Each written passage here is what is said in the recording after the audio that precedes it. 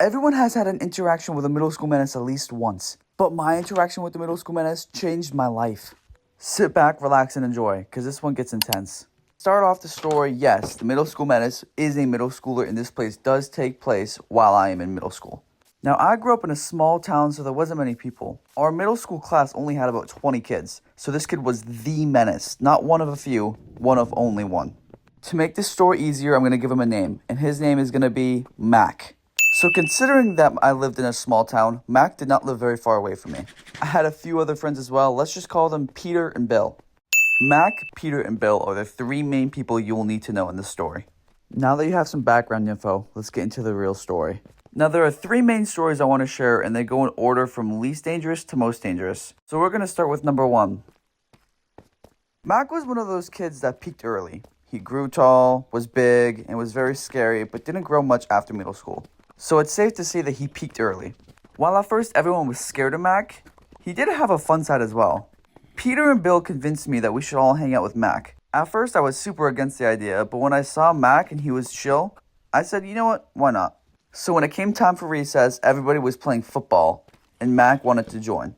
Now this wasn't tackle football because that wasn't allowed, it was only 2-hand touch. But for Mac, that wasn't good enough. You see, I wasn't the best at football, but I was good at getting under people's skins. I was new to the school, so I didn't know much about Mac, so I continued to play like normal. My friend Bill throws me a lucky touchdown, and I start celebrating. I try to get under Mac's skin, and it ends up working. He's yelling, you can tell he's clearly mad, and I just keep dancing and telling him to shut up. This is when Mac comes up to me, grabs my neck, and whispers in my ear, "I'm gonna jump you." Yes, he really said this, and it actually did send chills down my spine. Nothing else was said. He just walked right away after that. Then my teammates ran up and started congratulating me, but I was just sitting there, doing the 1,000-yard stare. I was in shock. I mean, I've heard stories about Mac, but I didn't know that he was really like that. Even the next day at lunch, when I was getting food, he bumped right into me and walked past me and glared. I knew that I was in for it, so I had to start training. By training, I mean I shadowboxed in the mirror one time. Like, that is as much training as I did. Now, after school, I would just wait in my house, lock all the doors, and low-key be terrified. Terrified, what the hell? Now, I did not want to run in with Mac, because I know little middle school me versus big middle school him, it was no contest who would win. I had no idea when he was planning on doing this quote-unquote jumping. I mean, every day was a ticking time bomb. Maybe he was getting people, I don't know. At school, I tried to be nice, and I tried to put on a show to him. I'm assuming it worked, because this jumping never happened. He did tell me in school that he was still mad, and he said that he decided to chill out a little bit, but he gave me a warning. Now, I took this warning and I ran with it, because I did not want to run it with Mac. Now you know how much of a crash out that this guy was. You know how big of a situation he would make something small become. Now we can get into the second story. This story is the fight. Like, the number one fight. So, as I said before, I lived in a small town, which also means there wasn't very many teachers at my school. My middle school class was broken into 2 classrooms, so each classroom had about 15 students. Now, for me, I had Mac, I also had Bill, and I also had, I forget the other guy's name. Peter is his name. So Mac, Peter, and Bill were all in a class with me together. Now, it's important to note that since my town is small, when a teacher was absent, there wasn't many people that we can, substitute with. But today, unlike any other, was a day when one of the teachers was absent. Substitute, though, was some old woman. I mean, doesn't look like she has any teaching experience at all. So she just tells us to do our assignment from the past day, and we all begin working, but most of us just start talking. When there's a sub, everybody knows that it's really just a free block. That's kind of just how school is. Although me, Peter, Bill, and Mac are all in the same class, there is assigned seats, so we are all not sitting together, I am sitting with Peter, though, but Mac is across the class. Now, everybody's talking, so we couldn't really hear what started this, but out of nowhere, we can hear Mac starting to get angry. The classroom starts to quiet down, and we start hearing Mac say things as, "Yo, take that back. Nah, I'm for real about to fight your ass, bitch." Yeah, like this dude, we have no idea what he was mad about. Everyone starts to look over, and the substitute teacher's just like, "No, that's enough. Come on now." We all know that this substitute teacher, quote-unquote old woman, wasn't really going to stop anything, so we were kind of scared.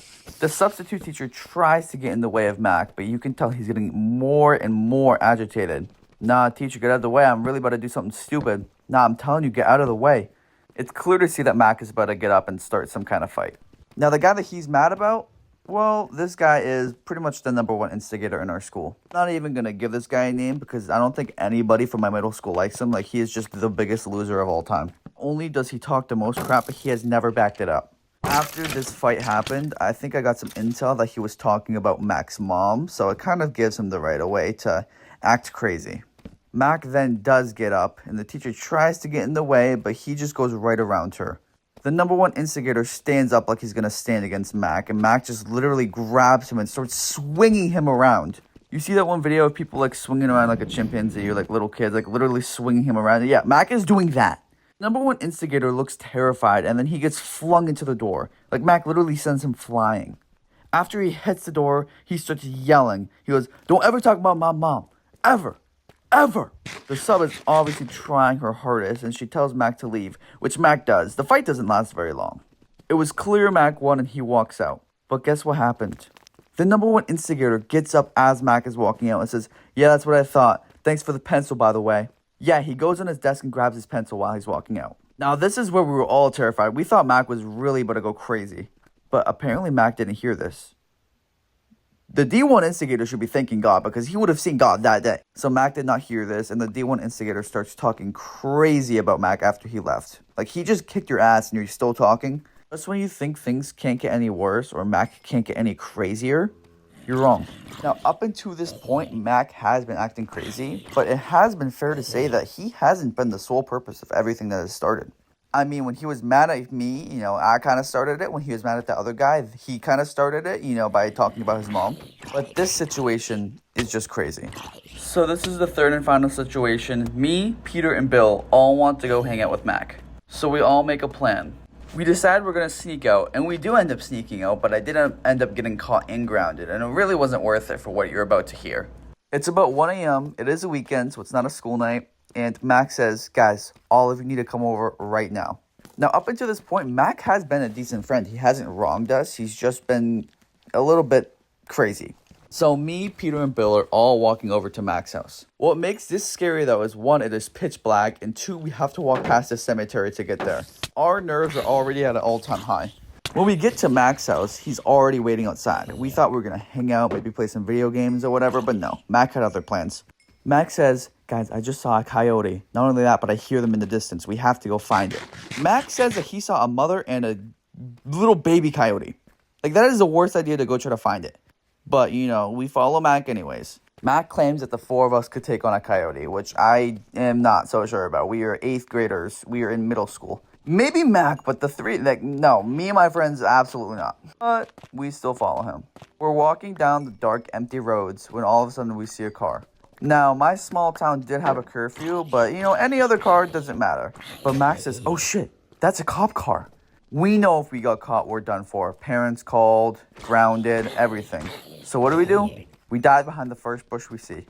We're hiding behind this bush, but then the car drives by, and it is not a cop car. So all of that was for nothing. It ended up being just some regular car, but we were on somebody's property hiding behind a bush. Now, the time was 2 a.m.-ish, and we weren't being very loud, so we didn't think anything of it. Until we hear, "Hey, what are you doing?" With no hesitation, we all get up and start sprinting as fast as we can. We sprint for about 15 seconds, then we stop, look back, and we think we're in the clear. But no, we're not. We see a full-grown man in nothing but underwear chasing us. Now, I don't want to dog on myself, but I'm the slowest out of this group. Mac pretty fast, Bill pretty fast, Peter, all of them are fast. I know if there's one guy getting caught, it's me. But still, we start running and running and running. But this guy is saying something every 5 seconds. "I can do this all night. Yeah, you think I'm letting you guys go? Hell no." Eventually, after a minute, we stop running. But the reason we stopped running is because the guy did say, "I'm not going to hurt you guys. I just want to talk." The thing that is crazy, though, is that while we were sprinting away, Mac was begging this guy. We have never seen this out of Mac before. Not once. Me, Peter, and Bill are all just too scared to talk. But Mac over here is like, "Please, sir, please, we won't do it again." The whole thing really just changed our perspective on Mac. Now, once we let the guy catch up to us, he just asked what we were doing. The reason why he started chasing us is because he thought we were trying to break into his house. When we explained that we were just walking around being dumb kids, he told us to just be careful and to not stay out because it's too late. The guy ended up being very chill. The only reason he chased after us is because he thought one thing was going on, but after we told him it wasn't, he stopped. He ended up jogging back into the darkness in nothing but his underwear, and that moment left us all just terrified. Now, walking back to Mac's house after seeing Mac completely change just was kind of embarrassing. Mac told us we should probably go home, and to that we did. We just started walking back past that cemetery, and we were terrified. Not too long after, Mac moved, and to this day, we have not seen him or heard of him. People have tried to text him, and he might text back, but it's not very much, and he doesn't really give any energy to us. Now, this story, while it seems a little bit fabricated, it is true. And the point of this story is that people cannot be who you think they are. Whether that be somebody trying to act tough but really isn't, or somebody trying to act happy but is really sad. Your friends or family could be going through something, but just trying to put on an act to seem happy.